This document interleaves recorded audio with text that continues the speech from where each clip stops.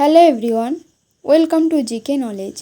যারা আইসিডিএসের পরীক্ষার জন্য তৈরি করছো তাদের জন্য এই ভিডিওটি খুবই গুরুত্বপূর্ণ।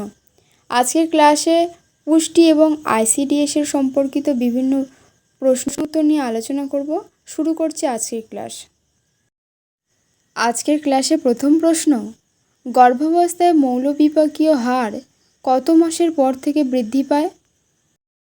সঠিক উত্তর অপশন বি, 3 মাসের পর থেকে বৃদ্ধি পায়। পরের প্রশ্ন, মস্তিষ্কের কোন অংশ দেহের ভারসাম্য বজায় রাখে? সঠিক উত্তর লঘু মস্তিষ্ক দেহের ভারসাম্য বজায় রাখে। আইসিডিএস প্রকল্পে কোন মন্ত্রকের অধীনে পরিচালিত হয়?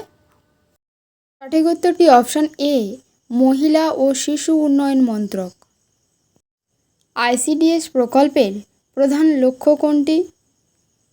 আইসিডিএস প্রকল্পের প্রধান লক্ষ্য হল শিশুদের সার্বিক বিকাশ নিশ্চিত করা।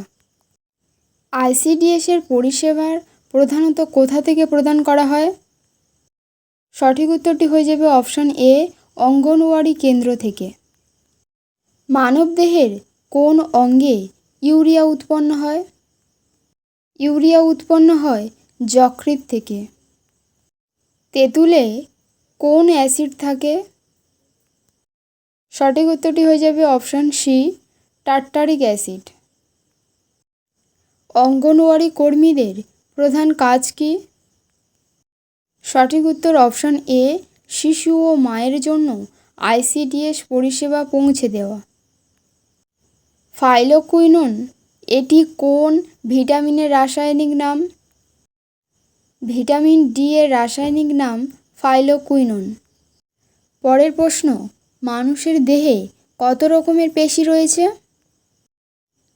সঠিক উত্তরটি অপশন সি, 639টি।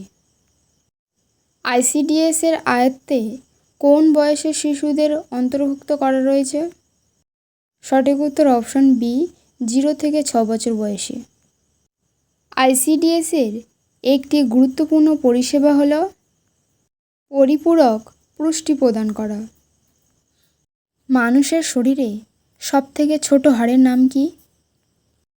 প্রশ্ন উত্তরগুলি ভালো লাগলে একটি লাইক করে দেবেন এবং এরকম প্রশ্ন উত্তর দেখতে হলে চ্যানেলটি সাবস্ক্রাইব করে রাখবেন। সঠিক উত্তরটি অপশন সি, স্টেপস। আইসিডিএস প্রকল্প প্রথম কোন তারিখে চালু হয়? এই প্রকল্পটি 2রা অক্টোবর 1975 সালে চালু হয়। পরের প্রশ্ন, নিচের কোন অঙ্গটি কার্যকারিতা ব্যাহত হলে জন্ডিস রোগ হয়? সঠিক উত্তর অপশন সি, যকৃৎ। যকৃতের কার্যকারিতা ব্যাহত হলে জন্ডিস নামক রোগটি সৃষ্টি হয়। আজকের ভিডিওটি এই পর্যন্ত। দেখা হচ্ছে নেক্সট ভিডিওতে।